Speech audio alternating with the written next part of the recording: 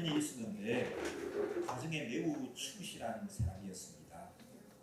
직장에서 퇴근을 하고 아내 생일이라고 특별히 아내가 좋아하는 꽃가분이와 그 다음에 케이크를 준비해가지고 집에 오다가 그만 뜻하지 않게 교통사고를 당했습니다. 생명의 이상이 없는데 아쉽게도 다리를 다쳐가지고 평생 다리를 짚고 살아가야 하는 그런 아픔을 겪게 되었습니다. 아내는 살아가는 동안 그 다리를 치는 남편이 참 못나 보여요. 또 자기 남편이 다리를 친다고 하는 것에 대해서 부끄럽게 여기십니다. 그래서 남편을 항상 뭘로 부르는가 하면은 쩔뚝발이라고 그렇게 불렀습니다. 쩔뚝발이 그렇게 부르니까 온 동네 사람이 그 자기를 뭐라고 불렀을까요? 누구 아니? 쩔뚝발이 아니라고 불렀습니다. 쩔뚝발이 남편이 다리가 저는 것도 힘이 드는데 쩔뚝발이 아내로 여김받는 것이니까 견딜 수가 없습니다. 그래서 그 동네 못 살겠어요. 창피하고 부끄럽고 쪽팔렸어요. 그래서 낯선 동네로 아무도 자기들을 알아주는 사람이 없는 낯선 동네로 수소문해서 이사를 가기로 했습니다. 이사를 가서 가만 생각하니까 자기 남편이 그래도 자기를 배려해주고 이렇게 이해해주는 남편인데 그 남편을 무시하고 산 것이 크게 잘못된 것인 걸 알고 후회를 하고 뉘우쳤습니다. 그리고는 이제 이렇게 했습니다. 그 남편을 쩔뚝발이라고는 이제 안 부르고 뭐라고 부르는가 하면 내가 남편을 존중해야지. 귀한 남편인데. 그러니까 남편을 가리켜서 박사님, 우리 박사님 이렇게 불렀습니다. 그러니까 좀 지나니까 그 동네 사람들이 다 그녀를 뭐라고 불렀을까요? 박사 부인이라고 불렀습니다. 사모님이라고 박사 사모님이라고 그렇게 부르더라는 얘기입니다. 세상의 모든 사람들이 원하는 것 한 가지, 가정 행복하기를 원합니다. 장모님 행복하기를 원하시고, 8순이 지나도 행복하기를 원하시고, 6순이 지난 우리 대장모님도 행복하기를 원하시고, 또 제일 젊은 분이 누구신가요? 가정이 누구신가요? 우리 장부사님도 행복한 가정을 원하시고, 아이들도 결혼을 안 한 사람들도 행복한 가정을 원하시고, 모든 사람이 가정의 행복을 원합니다. 그런데 여러분 아셔야 할 것은 행복한 가정은 저절로 이루어지는 것이 이다 아니다? 아니에요. 어떻게 아세요? 잘 모르지만 설교하는 뉘앙스를 보니까 아니라고 답을 해야 되겠다. 그런데 맞아요. 행복한 가정은 저절로 이루어지는 것이 아닙니다. 하나님의 은혜가 주어져야 하는 거예요. 아멘이십니까? 아니, 아무리 뭘 해도 하나님의 은혜가 주어지지 않으면 안 됩니다. 하나님의 은혜가 주어져야 하고요. 또 한 가지는 뭐냐 하면은 행복한 가정은 만들어지는 거예요. 저절로 이루어지는 것이 아니라 행복한 가정은 만들어져 가는 거예요. 하나님께서 이 땅에 천국의 모형으로 제일 먼저 만드신 것이 뭡니까? 국가가 아니고 교회가 아니고 회사가 아니고 학교가 아니고 가정입니다. 하나님 형상대로 남자와 여자를 지으셨습니다. 그리고 하나님이 보시기에 참 좋았습니다. 그래서 행복하게 살라고 말씀하시면서 생육하고 번성하라, 땅을 다스리라 그렇게 말씀하셨습니다. 그래서 이 땅에 살아가는 사람은 남자든지 여자든지 대통령이든지 군인이든지 어떤 사람이든지 간에 가정에서 행복을 맛봐야 진정한 행복을 누릴 수가 있습니다. 누구든지 가정생활이 행복하지 않으면 억만금을 가지고 산다 할지라도, 세상에서 자기 마음대로 모든 것을 사람들을 움직일 수 있는 절대의 권력을 가지고 있다 할지라도 가정생활이 행복하지 않으면 행복한 사람이다 아니다? 행복한 사람이 아니에요. 그래서 성경에 보면 이런 말씀이 있습니다. 성경은 참 재미있죠. 유익하고요. 남자가 결혼을 합니다. 1년간은 군대도 내보내지 말아요. 이게 요즘 같은 세상에 주어진 얘기가 아니에요. 뭐 병력을 양심적으로 거부하는 걸 허락을 하는 이런 세상에서 주어진 얘기가 아닙니다. 3,500년 전에 모세를 통해서 주어진 말씀인데, 그 시대는 여러분 뭐 남자고 여자고 병력의 의무가 제일 큰 거 아니겠어요? 근데 장가 가면은 1년 동안 뭐도 면제 주라고요? 병력도 면제 주라는 겁니다. 내 아내를 행복하게 하고 행복한 가정생활을 이루는 것이 중요하다. 그걸 모세를 통해서 하나님이 말씀해 주실 정도입니다. 결혼을 앞둔 젊은이들에게 물어봅니다. 왜 결혼하려고 해요? 그러면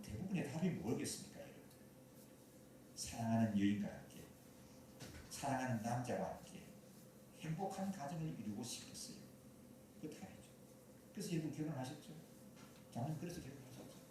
사랑하는 사람과 함께 행복한 가정을 지속하고 싶었어요. 그래서 결혼했습니다. 다. 모두 그렇게 해서 살아갑니다. 그런데 여러분 아셔야 할 것은 사랑하는 사람과 결혼했다고 해서 저절로 행복해지는 것이 이다 아니다? 아니에요. 행복한 사람과 사랑하는 사람과 결혼을 했다고 해서 저절로 행복해지는 것이 아니에요. 결혼해서 여러분 아이가 태어나게 되면 얼마나 좋은지 모릅니다. 세상에 우리 아이 같은 천재가 없을 것 같고요. 너무 경이로운 그 자체예요. 그렇죠? 그래서 사랑하는 사람과 살아가면서 경이로울 정도로 아름답고 감동을 주는 그런 아들, 딸을 낳고 살아갑니다. 그러면 행복할까요, 여러분요? 그 자체도 우리에게 행복을 주는 것이 아닙니다. 왜 그런가 하게 되면은 하나님께서는 우리가 행복하게 살도록 만드셨는데, 행복을 허락하시는데, 어둠의 세력은, 이 어둠의 세력이 있죠. 어둠의 세력은 한 역할이 뭐냐 하면은 어떻게 하든지 가정의 행복을 빼앗는 거예요. 어떻게 하든지 가정생활이 행복하지 못하도록 방해하는 것이 누구의 역할이라고요? 어둠의 세력의 역할이에요. 그 사탄의 역할이고 사탄의 전략입니다. 그래서 이 세상에서 계속 쏟아져 나오는 거 보게 되면은 사람들이 막 그쪽으로 막 쏠려가요. 쏟아져 나오는 거 보게 되면은 그게 다 가정생활의 행복을 보장하고 행복한 가정생활을 할 수 있도록 도와주는데 도움이 되는 것이 아니라 행복한 가정생활을 다 해치는 거예요. 보면 대다수가 다 이렇게. 그리고 오늘날 많은 사람들이 유행을 따른다고 쏠리는 것을 보게 되면은 그것이 행복한 가정생활을 지속하도록 도와주는 것이 아니에요. 그러니까 뭐 멋있는 것 같이 사람들이 뭐 조론 이런 거 얘기하면서 그 무슨 멋을 부리는 것 같이 하는데 그거 여러분의 행복한 가정생활에 절대로 도움되는 게 아니에요. 조론이라는 말. 그게 요즘 이제 지식인들이 그저 뭐 어떤 멋있는 것 같이 멋으로 뭐 여기고 부리는 것 같아요. 이거 또 뭐 별거 한다고 하는 거지. 또 요즘 뭐 또 성적인 소수자 이게 무슨 크게 인권을 보장하고 민주화를 이루는데 뭐 도움되는 것인 것 같이 이렇게 떠들고 뭐 성적 소수자를 보호해 준다고 나와 하는데 이건 여러분 이 가정생활의 행복을 엄청나게 망가뜨리는 거예요. 그리고 요즘 유행하는 그 드라마들을 보게 되면은 영화를 보게 되면은 그 내용들이 뭡니까 이게? 어떻게 하면 가정생활의 행복을 지속할 수가 있고 보장할 것인가 그런 쪽으로 나아가는 게 아니라 장려하는 것이 가정을 깨뜨리는 거예요. 개인의 자유라는 것을 빙자해 가지고 자기의 편리함이라는 걸 주장하면서 나오는 것들이 보면 가정생활의 행복을 깨뜨리는 것들입니다. 어떤 목사님이 그렇게 얘기하셨어요. 한 시인이 혼자 살아가는 것도 쉽지 않은 세상이래요. 맞습니까 여러분? 근데 결혼하게 되면 누가 어떻게 살아요? 죄인이 몇 명이 되는 거예요? 두 죄인이 한 울타리 안에서 한 솥밥을 먹으면서 한 이불을 덮고 살아가니까 쉽다 어렵다? 한 죄인이 혼자 살아가기도 어려운데 두 죄인이 함께 얼굴을 맞대고 살아가는 것이 얼마나 어렵겠느냐 그렇게 말씀했는데 맞는 말씀이에요. 그래서 여러분 가정의 행복은 결혼하게 되면 저절로 이루어지는 것이 아니라 어떤 거라고 여러분 만들어지는 거예요. 만들어진다고 하게 되면 내 역할이 있다는 얘기입니까? 없다는 얘기입니까? 내 역할이 아주 크다는 거예요. 결혼하게 되면 눈에 들어도 아프지 않을 평생 업어줘도 모자랄 그런 살아가는 여인과 함께 살기 때문에 행복이 저절로 다 들어와가지고 살아갈수록 행복이 지속될 것 같지만 그렇지가 않다는 거예요.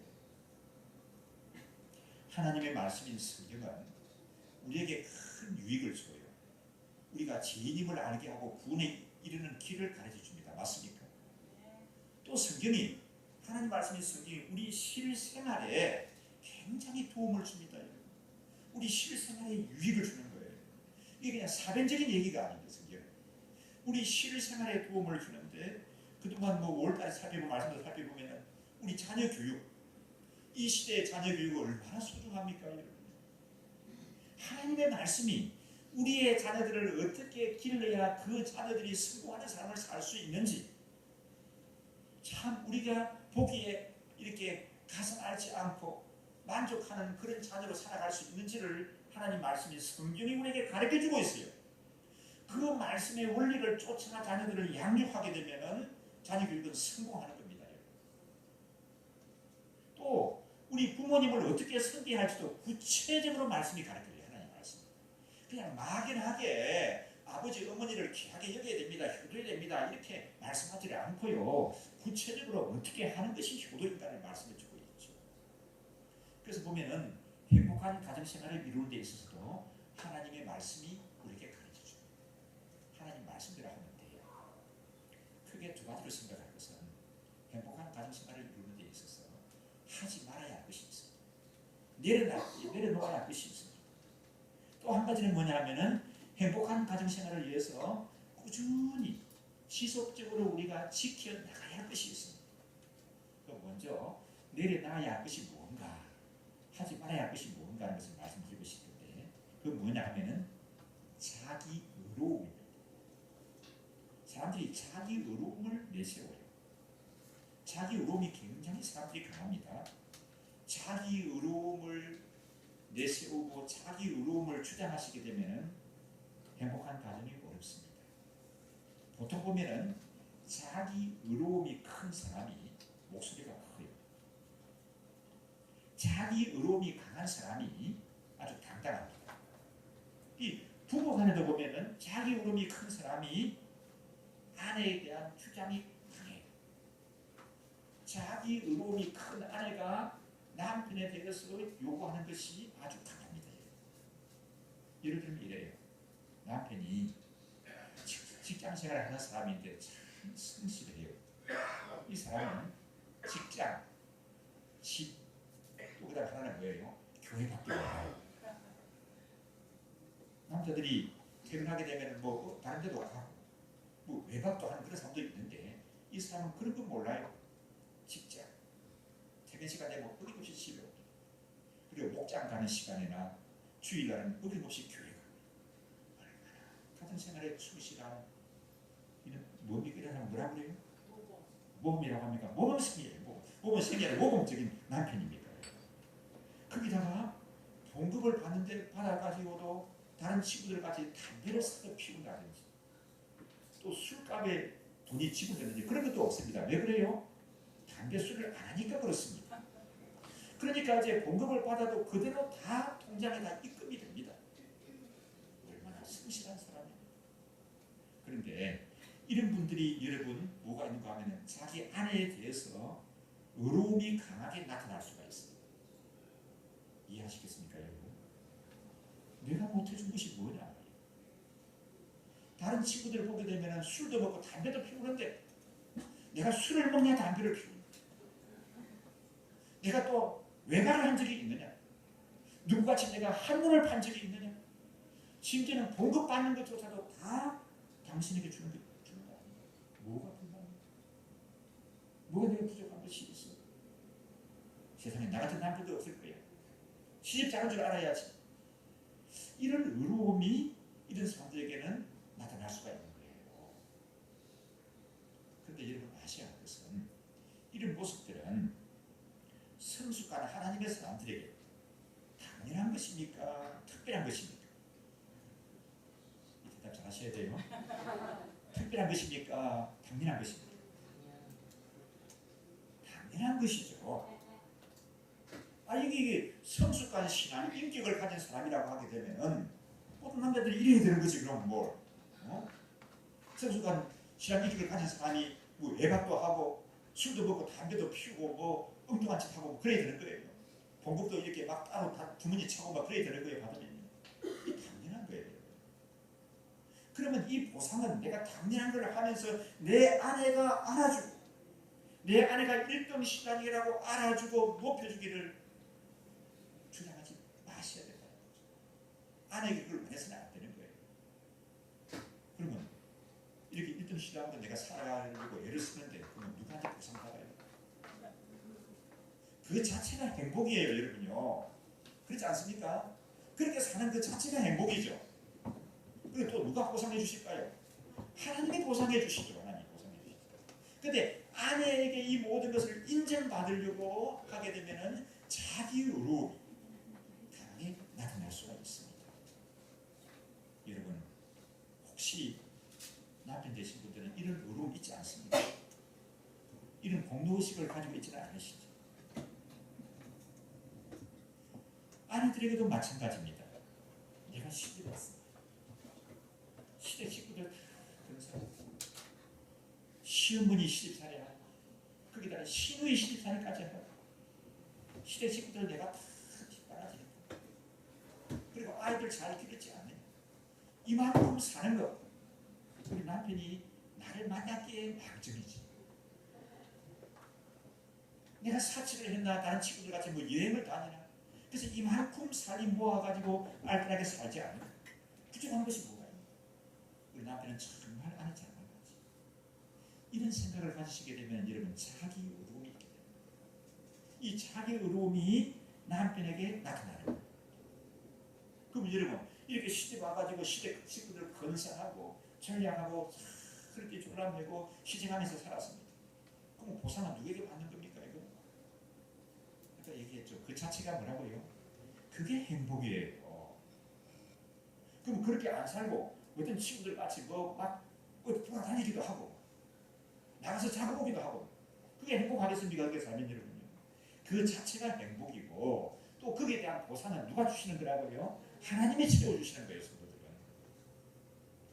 남편이 이걸 알아야 돼. 남편에게 인정을 받아야 된다고 하는 이런 자기 의로움이 있게 되게 되면 목소리가 크게 되는 거죠. 그런데 보통 이런 의로움이 있는 사람에게 아쉬운 것이 있어요. 뭐냐면 뭐가 부족할까요? 감사가 부족해요. 의로움이 큰 아내는 남편에 대한 감사가 약해요. 의로움이 큰, 자기 의로움이 큰 남편은 아내에 대해서 고마워하는 것이 약합니다. 당연한 걸로 여깁니다. 자기는 그걸 당연한 걸로 여기지만 남편이나 아내는 상대방에 대해서 그걸 당연하게 여기면 안 돼요. 고마운 걸로 여겨야 되는 거거든요. 그리고 상대방에 대한 긍휼히 여기는 것과 배려함이 인색할 수가 있습니다. 자기 의로움이 큰 것입니다. 요즘 와서 하나님이 이 모습을 보게 하시는데 깨달은 것 가운데 하나가 믿음 생활도 있는 것 같아요. 자기 의로움이 큰 거예요. 자기 의로움. 좀 부족하다고 여겨지는 사람은 하나님 천부여 어지옵소서, 은혜를 주시옵소서. 주님 은혜 아니면 내가 서지 못합니다. 그러는 사람은 하나님이 은혜 주시고 들어 쓰시거든요. 근데 자기 의로움이 강한 사람들이 많아요. 이렇게 나는 술도 안 먹습니다. 담배도 안 피웁니다. 주일 성수도 잘합니다. 나는 하나님 중심으로 보고 하나님 나라 바라보고 살아갑니다. 이런 사람들이 자기 의로움이 있는 거예요. 은혜 받는 사람은 자기 의로움이 큰 사람이라고요? 아니에요. 감사할 줄 알아요.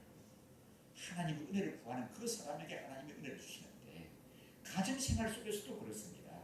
행복한 가정생활, 자기 의로움을 내려놔야 됩니다. 근데 가만 보니까 우리 예언교 성도들은 남편들도 그렇고 아내들도 그렇고 대부분이 다 뭐 하신 분들이에요? 성실하신 분들입니다. 이 성실하신 분들이 뭘 할 수가 있다고요? 자기 의로움이 강할 수가 있습니다. 그래서는 여러분 행복한 가정생활 이루기가 어려운 거예요.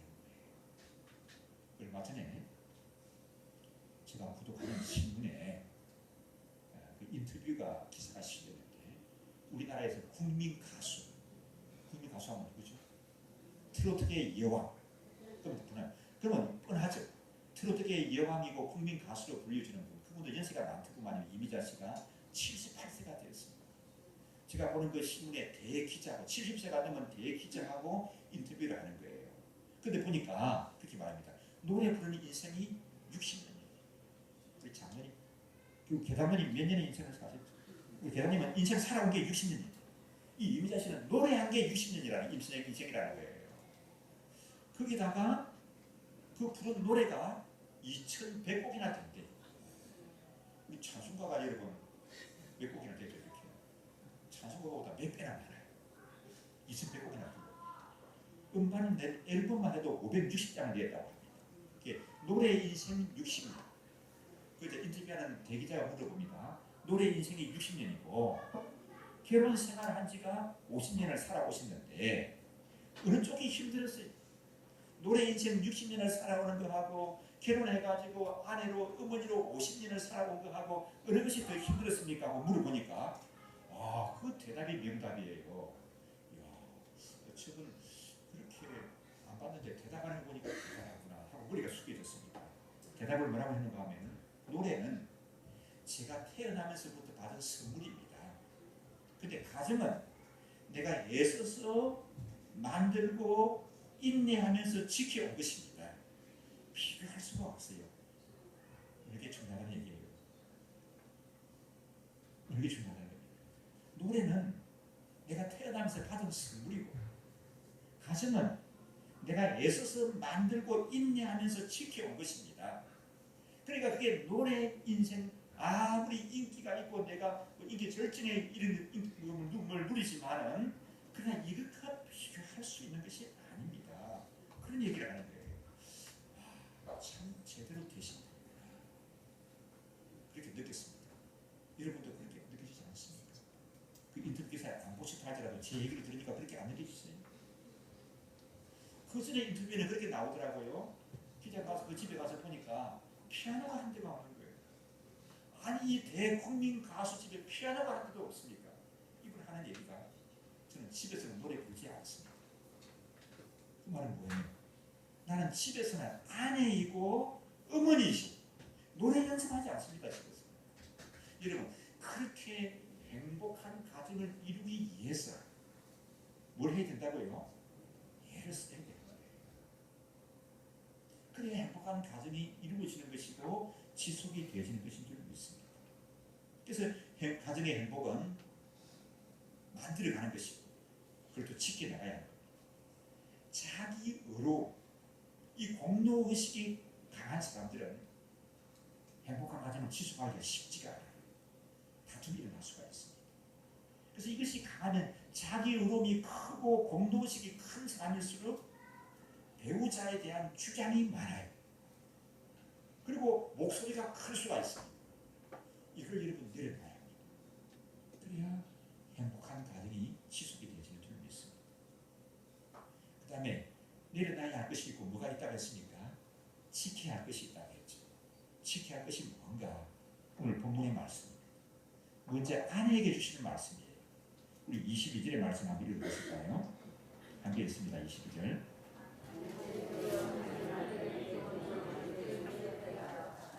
짧은 말씀인데 아내들이여 남편에게 복종하기를 누구에게 하듯이 알아?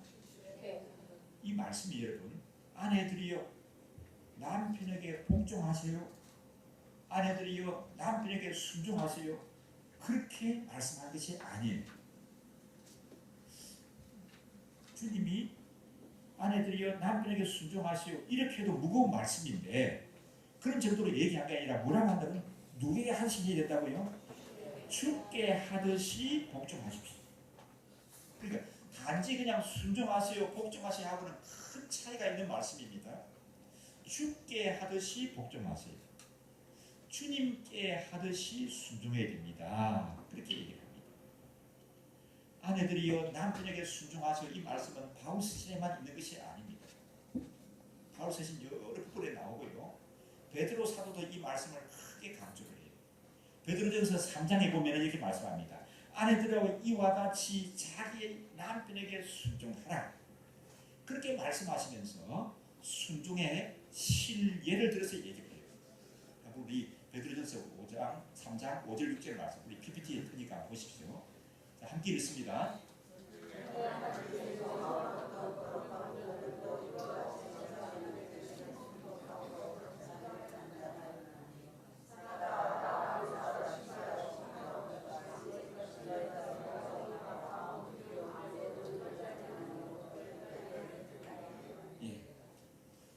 남편에게 순종하라. 남편에게 순종한 여인의 아름다운 예를 베드로 사도로 누구를 들고 있어요? 사라를 들고 있습니다. 사라의 남편이 누굽니까?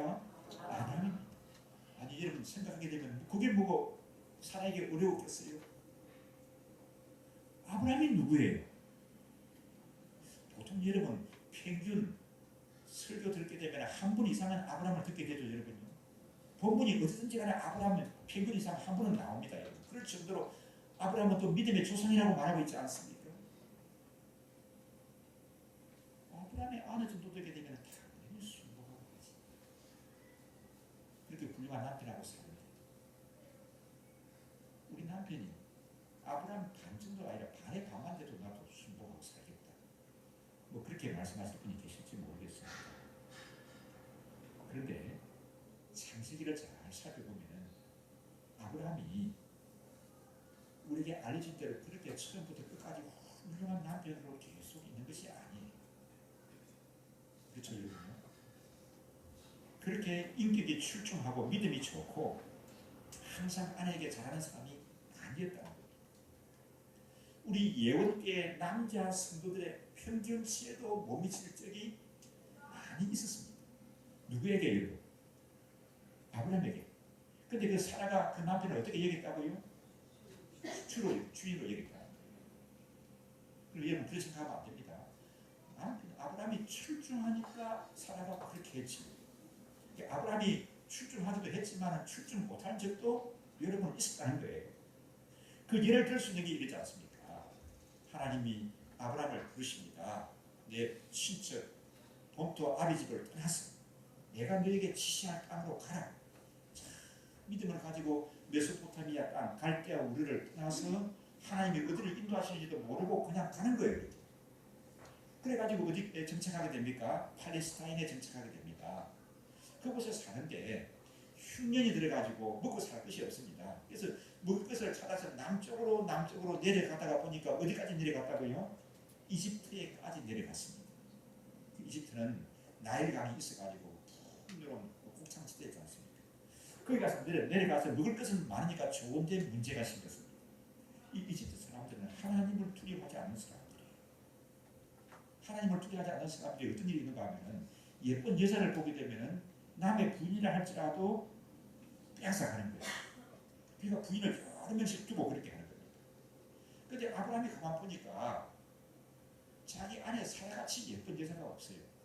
그는 아마 아브라함의 눈에도 그렇게 보였지만 객관적인 표현도 될 것 같지만 성경에서 나오는 제일 예쁜 여자가 누군가 하게 되면은 이 세상에 있는 제일 예쁜 여자 그게 아니고 성경에 나오는 여인들 중에서 제일 예쁜 여인이 누군가 하게 되면 여러분은 성경에 나오는 여인들은 아니죠. 아시겠습니까? 그러니까 성경에 나오는 여인 중에서 제일 예쁜 사람이 누군가 하게 되면은 뭐 사라 그 다음에 또 뭐 미브가 이런 사람들을 들 수 있을 것 같아요.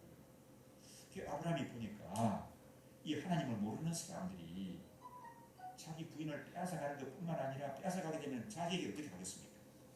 죽일 겁니다. 그러니까 여동생이라고 얘기를 했습니다. 그러니까 그때부터 사람들이 대우가 달라지는 거예요. 아브라함에게 수도 갖다 바치는 사람도 있고 잘 보이려고 양을 갖다 주는 사람도 있고 어떻게 하면 이렇게 예쁜 여인을 여동생으로 두었느냐 우리하고 친하게 지내자 막 그렇게 하는 거예요. 거기까지는 괜찮았는데 그 이집트 땅에서 제일 힘이 센 사람이 누굽니까? 파라오예요. 이 파라오가 아브라함의 부인 사라를 보고 표현 갔습니다. 아브라함의 누이 동생이라고 내 부인으로 맞이해야지 왕궁 데리고 갈 거예요. 그런데 하나님이 가만 보시니까 그때까지 내버려 두시는 내가 보니 큰일 났습니다. 왜 그런가 하면 하나님은 아브라함과 사라를 통해서 놀라운 하나님의 구원의 역사를 이루셔야 하는 거거든요. 그래서 그 자손으로 나중에 누가 오시게 됩니까? 예수님 오셔야 되는 거예요. 그런데 이게 이 사라가 왕궁에 가가지고 왕하고 잠자리 같이 하면 어떻게 되는 겁니까? 하나님이 급히 개입하셔가지고 바로를 내려쳐버렸습니다. 그러니까 바로가 하나님 왜 나를 때리시는 거예요? 내가 뭘 잘못했는데 하니까 임마 네가 데려온 여인이 누구지 아느냐? 아브라함 동생 아닙니까? 그냥 아브라함 동생이 아니라 아브라함의 부인이다.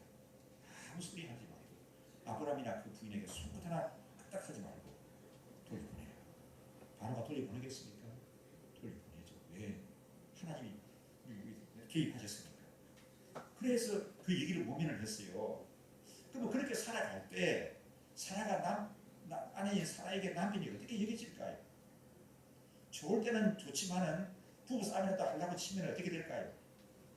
죄송합니다만 이 드라마에 나오는 버전을 하게 되면 이거 등신 그때 지 살 거라고 나를 갖다 네 동생이라고 그냥 거짓말하던데 그게 등신 저런 걸 내가 믿고 있습니다. 뭐 그러지 않겠어요 여러분요? 그랬는데 그 사라가 남편을 뭘로 여겼다고요? 주라고 여겼다. 주라고 여겼다. 그래서 여러분, 남편이 참 자상하고 배려심이 깊고 신앙심이 나를 리드할 그때만 순종하는 것이 아니에요. 그럴 때는 물론이고, 때로는 남편이 내보다 부족하고 연약함이 있고 또 나보다 좀 온전하지 못한 그런 부족한 부분이 보인다 할지라도 그에게 순종해야 된다는 것이 하나님의 말씀의 가르침입니다. 왜 순종해야 되는가? 내보다 못나는데, 내보다 훌륭하지도 않은데 왜 내가 순종해야 되는가?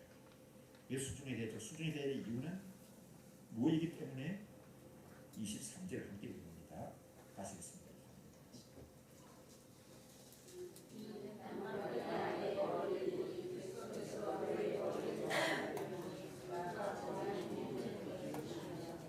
(24절까지) 읽어보실까요?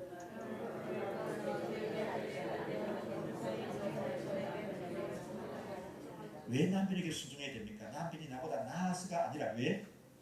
존경스러워서가 아니라 왜? 남편이기 때문에 존중해야 된다는 겁니다.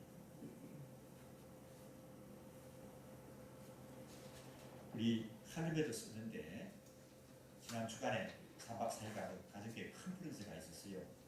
한국교회 가족교회가 설립된 지 20년을 기념하고 우리 최영기 목사님이 그 가산 원장에서 은퇴를 하는 참 뜻깊은 그런 시간이었습니다. 그 사모님도 오시고 그랬는데 그 최 목사님 우리 교회 와서도 막 2차례 설교하시지 않습니까? 그 사모님하고도 좀 자주 만나고 모임을 가고 하는데 사모님이 이런 말씀을 자주 하세요. 뭘 하다 보게 되면 이제 자기 주장들 있잖아요. 뭘 하다가 그러면은 알았어요. 우리가 그렇게 하는데 해야지 뭐 그런 얘기예요. 왜냐하면은 이 뭔 주장을 이렇게 얘기하다가도 남편이 이렇게 말씀하니까 남편을 무리라고 해요. 그 사모님은 무리가 그렇게 하니까 내가 따라야지 뭐 어떻게 하겠어요? 제가 양보해야죠. 뭐. 무리가 그렇게 말씀하는데 그렇게 나가더라고요. 그래서 여러분 이제 그 아내가 남편을 존중히 여기는 것은 왜 존중히 여기는 거라고요? 남편이 때문에. 그게 성경의 가르침. 아니 그게 시대에 맞는 거예요. 그렇게 따지면 안 되는 거예요. 시대가 어떻게 말하든지 간에 유행이 어떻게 흘러가든지 간에 우리는 뭐의 기준을 둬야 되는 거예요? 하나님의 말씀이 우리에게 어떻게 얘기하고 있는가. 그래서 이걸 지켜나갈 때 그 가정에 행복이 있고 주님 주시는 큰 은혜가 누려지는 줄 믿습니다. 자라나는 자녀들은 어떻게 될까요? 그걸 보고 배우면서 아름답고 신실한 사람으로 하나님께 쓰임받게 될 줄 믿습니다. 여기까지만 하고 말씀을 마친다면 여러분들이 저에게 굉장히 많이 항의를 하시겠죠. 남편에게 주시는 말씀이 있습니다. 25절을 함께 읽습니다.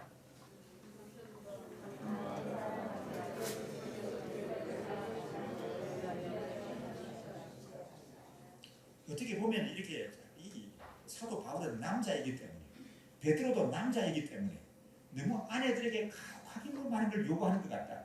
그렇게 말하지만 이 말씀을 보게 되면 절대로 아내에게 가혹하게 요구하는 것이 아니에요. 다시 한번 25절을 읽어보십시다. 함께 읽습니다. 남편들아 아내 사랑하기를 그리스도께서 교회를 사랑하시고 그 교회를 위하여 자신을 주신 것 같이 하라. 남편들은 아내를 사랑하라고 말씀한 걸로 끝나는 게 아니라 누가 뭘 하는 것 같이 사랑하라고요? 예수님이 교회를 사랑하셔서 자신을 주신 것 같이 사랑하라. 이게 뭐 가벼운 겁니까? 여인들이 손해보는 거예요? 아내들이 손해보는 거예요, 여러분요? 결국 그렇지가 않습니다. 어떻게 보면 제가 보기에는 아내들에게보다도 남편들에게 주께서 더 무거운 말씀을 주신 것 같아요. 이 25절 보면 그렇습니다. 남편들아 아내를 사랑하는데 어떻게 사랑하라고요? 예수님이 교회를 사랑하셔서 교회를 위해서 자기 생명을 주시고 희생하신 것 같이 아내를 사랑해야 된다. 그렇게 말씀했습니다. 예수님이 교회가 어떤 모습을 가지고 있을 때 사랑하셨습니까? 그리고 교회가 어떤 모습을 가지고 있을 때 자신을 희생하셨죠. 교회가 가장 순결하고 은혜 가운데 있을 때만이 아니죠. 많은 부족함과 연약함 속에 있을 때도 변함없이 주님은 교회를 사랑하셨습니다. 아멘이십니까? 아멘이십니까? 우리 주님은 교회가 은혜 충만할 때뿐만 아니라 연약한 가운데 있을 때도 사랑하시는 분입니다. 때로는 시기하고 어리석은 가운데 있을 때도 여전히 하나님의 자녀를 여겨주시고 자신을 주시는 그런 예수님이신 줄 믿습니다. 그래서 여러분, 아내가 처음에 결혼할 때까지 날씬하고 날씨도 얼마나 교양있고 소곤소곤하고 우아스러운지 모릅니다. 그렇게 볼 때는 물론이고 나중에 살아가다 보게 되면 아기를 하나 낳고 둘 낳고 나이가 들어가면 어떻게 된다고요? 뭐가 나온다고요? 배가 나와요. 결혼할 때 생각지도 못했던 허리 사이즈를 가지고 있습니다. 그런다 할지라도 사랑하는 것이 예수님이 교회가 어떤 모습을 가지고 있을 때 사랑하시는가를 생각하신다고 하게 됩니다. 변함없이 사랑하는 것이 남편의 태도인 줄 믿습니다. 전에는 목소리도 참 예뻤어요. 아주 우아하게 다정하게 그렇게 얘기했어요. 근데 나이가 들어가면서 어느 때부터 목소리가 내 목소리보다 더 커요. 거기다 코도 막 골고 그래요. 그래도 변함없이 사랑하는 것이 누구의 자세라고요? 남편의 자세. 누가 그렇게 했기 때문에? 누가 그러셨기 때문에? 예수님이 교회를 그렇게 사랑하시기 때문에 그렇다는 거예요. 전에는 남편에게 절대 순종이었습니다. 젊었을 때. 그래 나이가 들어가면서 죄송합니다만 표현이 좀 쉬운 표현을 한다고 이렇게 표현하는데 혹시 남편에게 대드는 그런 경우가 있다 할지라도 그 아내를 변함없이 사랑하는 것이 주님이 교회를 사랑하시는 모습입니다. 좀 전에 우리 성도 가정에 아버님이 돌아가셨습니다. 그 지방이라서 제가 가서 장례식을 침례를 하게 됐는데 그 돌아가신 아버님에 관한 얘기를 들으면서 큰 감동을 제가 받았습니다.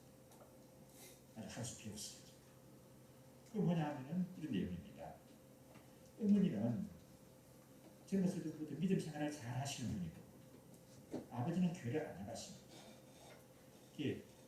믿음 생활을 잘하는 여인들의 특징이 뭡니까? 무슨 기도를 해요? 새벽 기도 하시죠. 그럼 시골에 겨울이 되면 눈이 내리잖아요. 시골에 많이 내리고. 그럼 이 아버님은 교회를 안 나가시면서도 사랑하는 아내가 새벽 기도 나간다는 걸 아시고요. 아내보다 먼저 일어나서 그 눈길을 쓰어놓는 거예요. 이렇게. 감동 아닙니까? 흔히 있는 얘기예요. 여러분. 얼마나 감동이죠. 그래서 저는 그렇게 생각했습니다. 이 어머님은 살아계시는데 이 어머니는 이 땅에 계시면서 치고치순한 그런 남편의 사랑을 받으시고 참 행복한 분입니다. 그래서 이걸 여러분 아내를 향한 남편의 사랑은 예쁠 때뿐만 아니라 목소리가 클 때도 이렇게 변함없이 사랑하는 그것이 누가 누구를 사랑하시는 모습이라고요? 예수님이 교회를 사랑하시는 모습. 우리 28절 한번 읽어보십시오. 28절 함께 읽습니다. 이와 같이 남편들도 자기 아내 사랑하기를 저번과 같이 하시니 아내를 사랑하는 것이 누구를 사랑하는 거라고요? 자기를 사랑하는. 죄송합니다. 이 말씀이 이제 깨달은 실감이 나요. 그래서 말씀을 그렇게 했구나. 아내를 사랑하는 것이 내 자신을 사랑하는 말씀이 이게 그 말씀이구나 하는 거 이제 이 나이가 되니까 깨달아져요. 제가. 이게 무슨 말씀인지 모르겠다는 분 계세요 혹시? 아니 뭐 아내 사랑하는 거 아내 사랑하는 거 내 사랑하는 거 내 사랑하는 것이 뭐가 아내 사랑하는 것이 내 자신을 사랑하는 거라고 그렇게 말씀할지 모르지만 이 말씀에 대한 깨달음이 있으시기를 주의 이름으로 축원합니다. 그러면 아내 사랑하는 것만 자기를 사랑하는 것일까요? 남편 사랑하는 것은 누구를 사랑하는 것일까요? 남편 사랑하는 것도 자기를 사랑합니다. 이게 성경이 그렇지. 그리고 베드로전서 3장 7절에 보면 남편들에게도 이렇게 말씀합니다. 함께 읽어보실까요? 3장 7절 아니 7절 말씀. 자, 함께 읽습니다.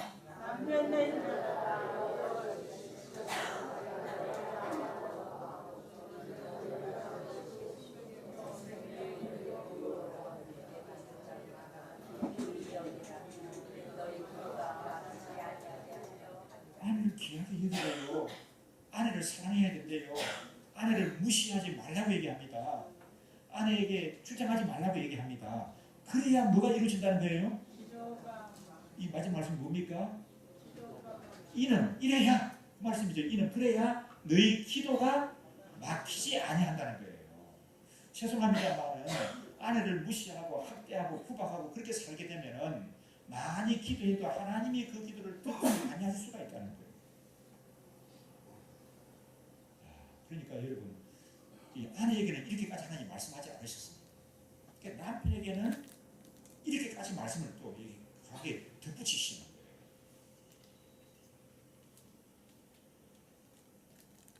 아내를 아프게 하면 뭐가 막힌다고요? 기도가 막힌다고 성경이 가르쳐주고 있습니다. 말씀을 정리합니다. 하나님께서 우리에게 천국의 기쁨을 맛볼 수 있는 행복한 가정생활을 허락해 주셨습니다. 그런데 이 행복한 가정은 결혼해서 아이를 낳게 되면 저절로 이루어지는 것이 아니에요. 어떻게 하면 되는 거라고요? 만들어가는 것이고 다듬어가는 것입니다. 그러기 위해서는 우리가 지켜야 할 것이 있는데 뭘 내려놔야 된다고 했습니까? 자기 울음을 내려놓으셔야 합니다. 여러분 우리 모두는 다 성실한 사람일수록 자기 울음이 강해요. 성실할수록 자기 울음이 커지는 것 같아요. 그런데 이걸 여러분 아내에게 남편에게 주장하시면 안 됩니다. 이거 내려놓으셔야 하는 거예요. 그리고 남편에게 누구에게 하듯이 순종하라고요? 주님에게 하듯이 순종하라고 말씀합니다. 그 아내를 누구를 사랑하는 것 같이 사랑해야 된다고요? 주님이 교회를 사랑하는 것 같이 사랑하라고 말씀하고 있습니다. 이 귀한 말씀 우리에게 주시는데 여러분 행복한 가정 생활을 원하시죠? 이 행복 주님 나라 갈 때까지 지속하기를 원하고 우리 자녀들이 그 아름다운 행복한 가정 생활을 보고 배우기를 원하시지 않습니까? 이 시간 가슴에 손을 얹고 기도하십시다. 하나님 아버지 이 세상 내가 이제 내 의로움을 내려놓게 하여 주옵소서. 하나님 앞에서도 내 의로움을 주장하지 않게 하시고 내 아내에게도 남편에 대해서도 내 의로움을 내려놓을 줄 알게 하여 주옵소서. 주님께 순종하듯이 남편에게 순종하라고 했습니다. 주님이 교회를 귀하게 여기고 사랑하시듯이 아내를 사랑하라고 했는데 하나님 아버지 나에게 이 말씀을 지킬 수 있는 이 행복한 가정생활을 이루는 데 필요한 이 순종할 수 있는 하나님 아버지의 사랑할 수 있는 그런 힘을 주시옵소서. 하나님 아버지의 그런 은혜를 더하여 주시옵소서. 내가 이제는 좀 변화되어서 내 가정생활을 통하여서 천국의 기쁨을 누리는 그런 아름다운 생활이 지속되기를 원합니다. 하나님 아버지 이런 행복한 가정을 만들어가기를 원합니다. 성령 하나님이여 나를 도우시고 역사하여 주옵소서. 함께 우리 한번 기도하겠습니다.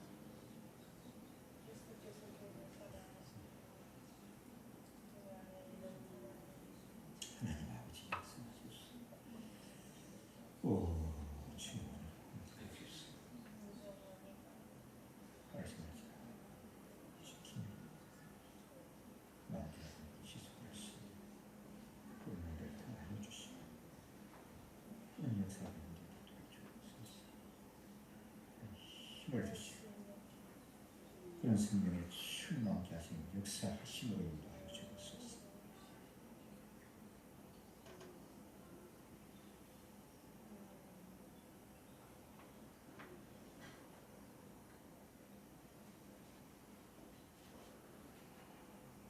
하나님 아버지 또 우리에게 천국의 기쁨을 맛볼 수 있는 그런 귀한 가정을 허락해 주셨습니다.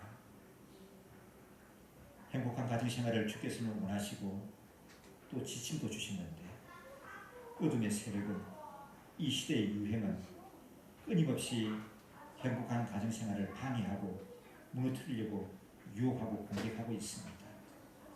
우리 사랑하는 주의 자녀를 지켜주셔서 이 하나님의 말씀을 잘 따르며 살 수 있는 그런 힘을 주시고 그런 성령 충만의 은혜를 더하여 주시옵기를 원합니다. 이제 우리가 행복한 가정 저절로 만들어지는 것이 아니라 우리가 만들어가는 것이라고 했는데 주의 은혜를 구하면서 이제 이 시간 이후부터는 좀 더 행복한 가정생활이 지속이 되게 하여 주옵시고 이것이 우리 주님 오실 때까지 우리가 하나님 나라 가는 날까지 지속되는 그런 은혜가 더하게 역사하여 주시옵소서. 우리 의지만 가지고는 어렵습니다. 성령 하나님이여 역사하시고 성령 하나님이여 도우시고 성령 하나님이여 감화하시고 은혜 베풀어 주시옵소서. 예수님 이름으로 기도드리옵나이다.